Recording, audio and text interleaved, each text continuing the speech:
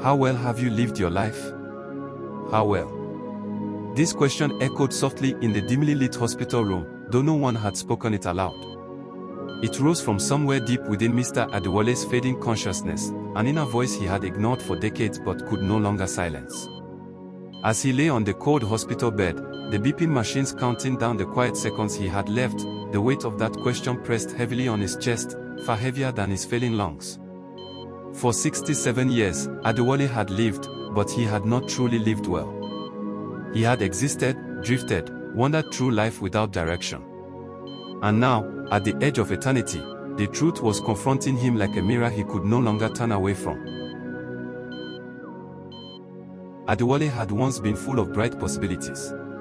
As a young man, he dreamed of becoming an engineer, creating machines that would change his community.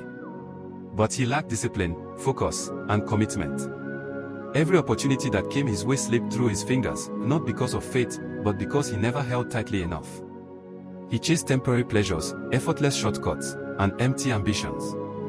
Every time his parents asked about his future, he laughed it off, believing he had time. Time was abundant then.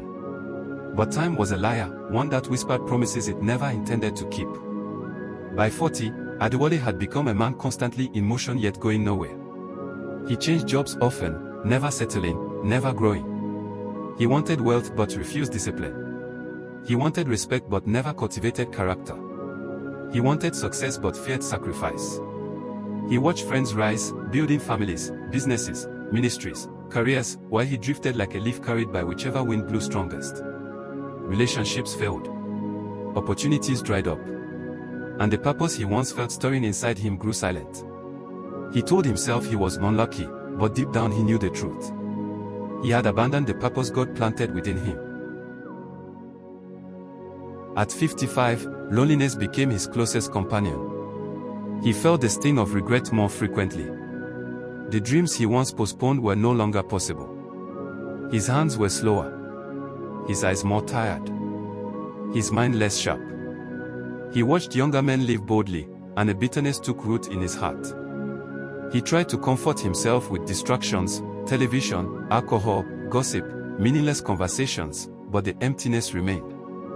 It grew louder at night when the world became quiet and darkness forced him to face himself. He never asked the question, "How well have you lived your life?" He was afraid of the answer. Now, in the hospital bed, surrounded by strangers in white uniforms instead of family or friends, the full truth confronted him. His life had been long, but empty. Full of activity, but void of direction. Busy, but never purposeful. Lived, but never fulfilled. Tears crept down his wrinkled cheeks as memories danced before him, not memories of accomplishments, but of abandoned dreams, broken promises, and wasted years. He realized he had lived like a man walking in circles inside a forest, never seeking the path out. The nurses thought he was sleeping, but he was wide awake, awake in a way he had never been before. As his heartbeat began to slow, a deep understanding came over him, gentle, painful, yet strangely peaceful. Purpose is not found. Purpose is lived. Daily. Intentionally. Consistently.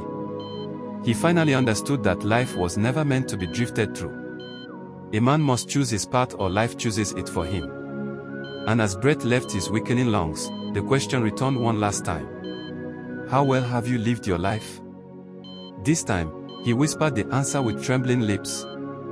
Not well at all. But in his final breath, he prayed that others would learn from his story, that someone younger, someone still strong, someone still full of opportunity, would ask this question before their final hour. Not when life is ending, but while there is still time to change its direction. But his story does not end with his death. His story lives on as a warning, a mirror, a gentle voice calling out to anyone who listens. For his final revelation was not meant for him alone. It was meant for you. So as the curtain closes on this man who realized the truth too late, one question remains, echoing from his final breath straight into your heart. How well are you living your life today?